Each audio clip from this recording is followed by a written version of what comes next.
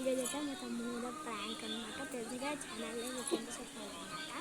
ఇగో ఈ chocolates పెట్టామన్నమాట. Chocolates పెట్టామని మా తమ్ముడికి తెలియదు. చాక్లెట్స్ దానికి కావాలని అప్పటి నుంచి అడుగుతుంది. అయిపోయింది. Let's get started. నాడు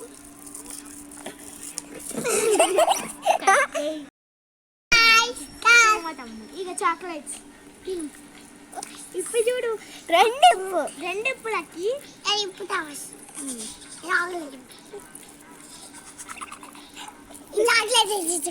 సరే